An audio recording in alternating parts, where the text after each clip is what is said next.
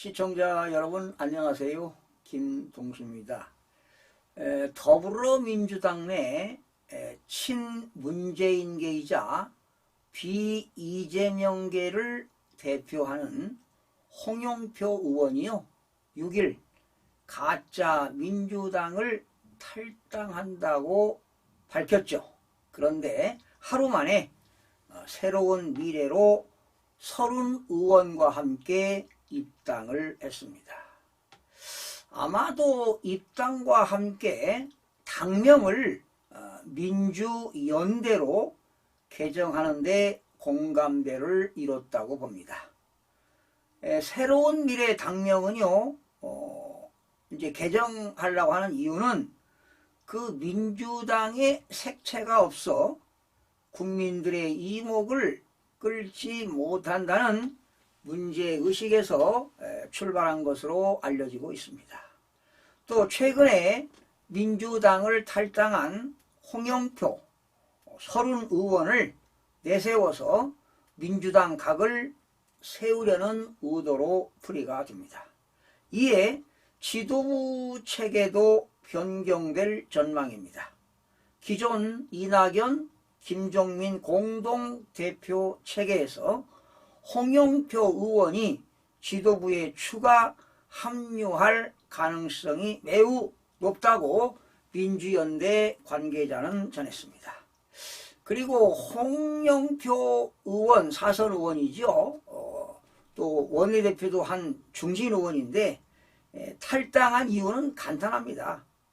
바로 민주당의 공천은 정치적 학살이자 이재명의 민주당으로 가겠다는 선전포고라며 이 대표는 사당하라고 저격했습니다.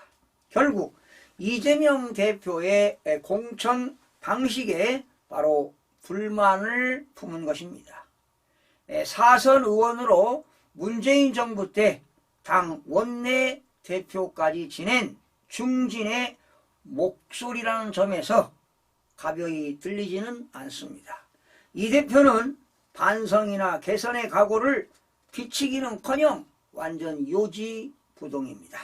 당내에 반발을 수습하는 대신 비판 당원들을 비웃으며 시스템 공천만 외쳐대고 있습니다.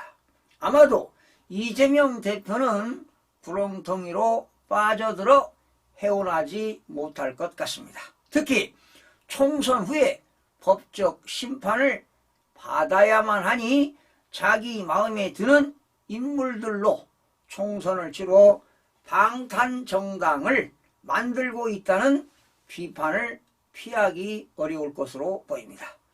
홍 의원은요, 이날 당내 민주주의가 실종됐고 도덕적 우위를 지켜온 민주당의 정체성에 큰 혼란을 야기했다고도 했습니다. 또 돈봉투 사건으로 민주당의 위상은 땅으로 곤두박질 쳤다고 지적했습니다. 한국 정치사와 함께한 전통 있는 민주당의 그릇된 행태를 질타한 것입니다. 하지만 민주당은 다석 의석으로 무단 입법과 탄핵 폭주에 나선 정당으로 기억될 뿐입니다. 이건 당연한 얘기입니다. 민주당은 지금도 새진보연합, 진보당과 연대한 위성정당 더불어민주연합을 만들어 친북 성향 인사들의 비례대표 국회 진출길을 터줬습니다. 일명 돈봉투 사건으로 수감 중인 송영길 전 대표는 부끄러움도 모른 채 이날 옥중 창당하며 의회 입성을 노리고 있습니다. 이 대표는 지난 5일에는 신당을 차린 조국 대표와는 만나 연대를 선언하며 국민 눈살을 찌푸리기도 했습니다. 민주당은 공천 과정 내내 비명행사, 친명행제라는 말이 나돌며 분열 중입니다. 국민의힘과 지지율 격차는 오차 범위를 넘어섰습니다. 이 대표가 자기 자신 보신을 위해 반대 의견을 묵살하고 사당화를 가속화한 결과물이라고 보여집니다.